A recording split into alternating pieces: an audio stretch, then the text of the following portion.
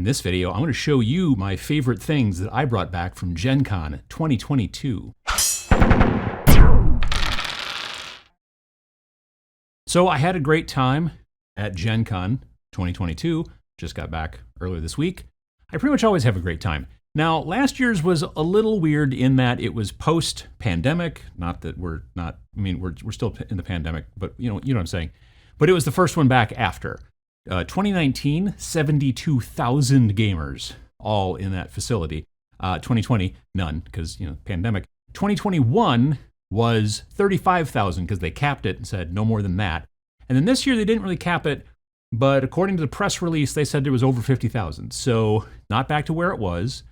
I don't really mind that. It's okay, but one of the reasons I love to go to Gen Con is because I don't go there to buy like the normal, like big stuff. I don't go there to buy stuff generally from Games Workshop, though every once in a while I do buy something from Games Workshop. But that's not why I go. I go to talk to people, to see cool stuff that I can't see anyplace else, and sometimes buy some of that stuff that I've not seen before or that I can't get elsewhere.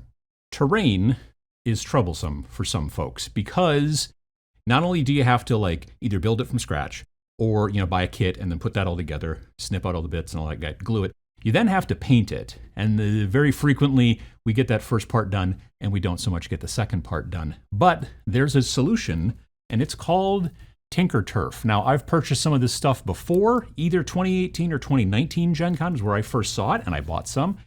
This is some new stuff that I got this year. And what it is, you're looking at it and going, I don't know what that is. It's just like a weird block. It's kind of wrapped in shrink wrap. It's a whole bunch of cardboard, basically. And it's all perforated and printed on and all that kind of stuff. And it makes cool stuff like this. It makes a lot of really interesting different things. They've got scaffoldings and like shipping containers and walls and stuff like that. I bought these walls. They go together very easily. And they're already pre-printed and all that kind of stuff. You just use regular PVA glue, like the normal kind of white glue that you use in a lot of the, this hobby that we do. And, they stand by themselves. You can see that very easily. There's also these little stanchions, right? These stanchions, what they allow you to do is you just kind of snap them together, and now they stand up and they're connected. Hang on. It's easier to do this on the table than it is to do it in midair. Anyway, so now you have, there you go. So you have you can extend the walls out and do all kinds of stuff. You can see what I'm talking about here. There's a lot of different types of setups in this very container here, which is called the perimeter wall add-on. You even get stuff like this where you have a door that can slide out, and then your little people can go through there and that kind of stuff. So that's pretty cool. That part you don't glue in, but for the most part you glue it together, and then it doesn't take up too much space, and it's very modular. You can do what you want with it. There are stanchions like this. This one's kind of a straight through stanchion, but there are ones that make like a T. There are ones that make a 90 degrees. There's all kinds of different stuff. There's a lot of different stuff. You might want to check them out. And from what they told me at the booth, they're soon going to be working on a fantasy line as well. So, it depends on what you play, but it might be something you're interested in. Earlier this year, I backed the Rivenstone Kickstarter from Broken Anvil Miniatures. I kind of waited till the last second because I wasn't sure, but honestly, the Risen, who are basically the undead, and the dwarf models just really finally convinced me, because originally I didn't want to just buy just one set, just have one side, because I didn't know anybody else around here. So I'm like, well, it's a skirmish game. If I buy two, I can build and paint them both, and then I have somebody to play with. You know the drill. We've talked about it before a whole bunch. Pachow. But luckily I was able to stop by the booth, and I was able to find it because it was a pretty small booth. There was some sort of mix-up, and they didn't have as big a booth as they would have liked. And I picked up some cool models. This one is 3D printed, I'm pretty sure, and he is a cool Void Flayer lore keeper, and I've not built him yet, but he's very cool. He's got kind of tentacles, but maybe it's a beard. He's only got the one eye. He's just kind of cool looking. I really like the look of him, and I'm looking forward to he's one part, so there's not anything to put together. I'm going to glue him to the base, and he'll be ready to go. This one is a big pile of parts, and this is done, I think, in Seocast. I'm pretty sure that that's the case. And this one here is a Frogkin Spearman. So that's fun. I like fishmen. Frogmen are like fishmen, only, froggier. And I'm just looking forward to messing with him as well. I don't know what I'm going to use him for. They're just cool-looking models, and I wanted to go from there. And then I also got this guy, who is a Risen model. And he's very cool. There was a big version of this guy in their booth that I really wanted. It was probably 16 inches tall, and they had produced it in-house, and then painted it in the whole deal. And I just was like, oh gosh, I really kind of want that. And they were like, well, we're maybe selling it, we're not sure. And then they finally gave me a price, and it was probably a reasonable price. It was way more than I could necessarily afford, but it's very cool. If I could maybe get the 3D printed parts from that and then paint my own down the road, that'd be pretty cool. But this is, if we can get him to focus, there we go.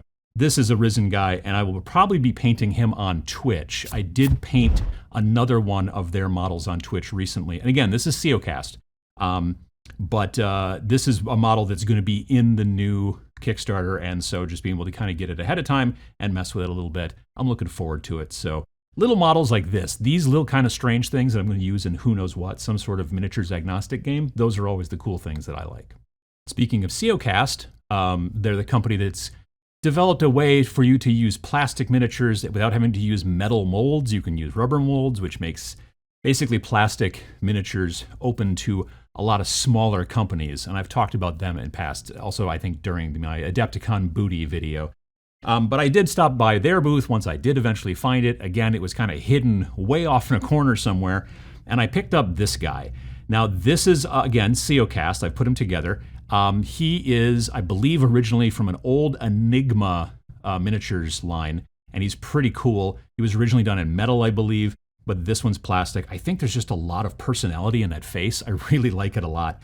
And again, this guy, I'm going to paint him on Twitch as well. Don't know what I'm going to use him for, but just the amount of detail and just all, I can see this guy being real grungy. This is going to be a definite, probably oil wash kind of situation on this guy, because I want to see what I can do with that stuff coming up as well. Again, like Adepticon, I got some terrain from Lasercraft. Now, generally, they are a company that produces laser-cut MDF, hence the name, and I've purchased some stuff from them before, billboards and things like that to put on buildings. But this is really cool. This really caught my eye. It is a Watchman's Tower, and it says it's from STL Miniatures, and I don't know if it's from Printed Terrain or it's from some other company that they get the license to use. STL for this and other models is available at patreon.com/STLminiatures. So that's who produces it. But it's just a really cool little tower. I've already opened it. And it's, again, FDM, not resin. Comes packed in all of this fun stuff here. But it's just a cool little tower. It'll go together very easily. I'm going to glue it together. I'm not going to bother being able to take it apart so you can play on the inside. It's not that big, frankly. You know, here's my head in comparison. Somewhere in here, there's also a cool top to the tower. Nope. Yep, here we go. So yeah, it's just a neat thing that I'm looking forward to using in pretty much any kind of fantasy terrain situation. That could just be a nice little, it's line of sight blocking. It's visually interesting. Technically, somebody could get up on the roof. There's like a little trap door up in there, that kind of thing. Again, I don't generally play on the inside of terrain, but I don't know. At the very least, a flying creature could get up there and maybe do some archery or something. I don't know. It's just really cool. It really caught my eye, and it's stuff like this that I didn't know that I needed.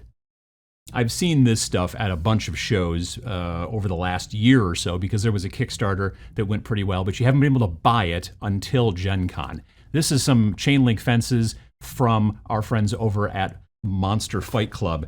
They are, let's see, what is there, maybe 4 feet? Yeah, 4 feet of chain link fence. Now this is plastic, not actual chain link, but again, it's very modular. And I'm sure that you've probably in the past, if you wanted to build chain link fence, you've used, some window screen from the hardware store and some, I don't know, bamboo skewers, but this looks pretty good. I mean, it's thick, you can kind of, it's definitely blocking more than a normal actual chain link at scale would, but it gets the point across, right? Even has a spot up here, you could put barbed wire across up on the top there. And then there's little clips, they clip it all together and you can bend it around and then you can fold it all back up and put it back into your place, your bag or your whatever, and take it home with you.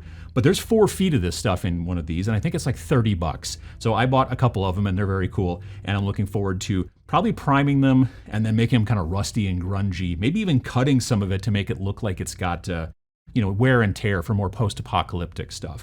But this is going to make things a lot easier when you want to have really interesting stuff that looks like actual chain link fence and not just a bunch of screen with some, bamboo skewers. Last but not least, you've probably heard that the folks over at Privateer Press are now releasing 4th edition, or Mark IV, if you will, of Warmachine. I was able to get a Cygnar battle group, is what they're calling it, the Cygnar Storm Legion starter, which is basically a Warcaster and 2 Jacks. Now, things that are different and weird about this new thing, as opposed to just the previous version, is number one, all of the parts that they're producing from now on are 3D printed. Everything. All of the stuff that's in here is 3D printed. They're not producing plastics anymore. It's just 3D printed. They're also including magnets with it as well, because they want you to magnetize it. As far as the story is going forward, from what I understand, it has moved forward about 20 or 30 years. So you're going to see stuff in here that maybe looks a little bit more futuristic than the bombards and the cannons that they used to have on the Jacks. You see some stuff that maybe looks a little bit more like a railgun, not gonna lie, and I think that's kind of interesting. I did not get a chance, unfortunately, to do a demo. I wanted to, but from the people that I talked to, it is designed to be played with a few more, or a few less models. The idea is, here's a giant honking arm. You can kind of see all of that. There was some talk online about how the detail's not necessarily great, or the detail's good, but you see striations, stuff like that. And that may be the case. I don't know. It's 3D printed, so I don't know. I think it still looks pretty good, and I know after a good layer of primer and then painting it up, I don't think you're going to see that much, but we'll see, because I am definitely looking forward to painting these up just for fun. I don't even know if I'll actually play. Maybe once I get a handle of the rules, if people start playing in my local area, maybe. On the other hand, I might just paint these because they look like they're going to be a lot of fun to paint. Here's that railgun kind of looking, arm that I was talking about. And again, this is where the magnets would go. They've got that all set up. And so you can swap this arm for that arm very simply on these models. So I'll be also building and working on these guys, probably also on Twitch, and we'll see how that works out. And I definitely want to get my hands on the rules, and I definitely want to get my hands on Khador, because that's what I used to play back in the day, but they didn't have it at Gen Con. Anyway, I've come home with a bunch of new stuff from Gen Con and a bunch of new experiences, meeting new people, all that kind of stuff. The things I've brought home are things that you're probably going to see me working on, in Twitch or in Instagram or different places like that. Like I said, some of these things I'm just like, I want to paint this because it's going to be a lot of fun to paint, and I enjoy painting things and then maybe figuring out what I'm going to do with it later. Other things I brought home with a very clear plan of what I'm going to use it for. So keep an eye out for that kind of stuff. And if you get the chance in the future at some point, if you can't make it to Gen Con, first of all, I tell you, Gen Con's pretty cool. If you can make it, you should try. At the very least, go to some other conventions, because you will find things at these conventions that you never knew existed, and then you'll stumble across them and be like, wow, this is very cool, and it will open up new parts of the hobby to you. If you were at Gen Con, let me know in the comments below, like what kind of thing was your favorite thing that you saw while you were there, and if you liked this video and liked the stuff that I liked that I brought home to show you, click the little like button. I said like a lot in that sentence, but anyway, click it if you want to. I'd appreciate it. It's free. It helps the channel. Subscribe if you want to. And thanks for watching.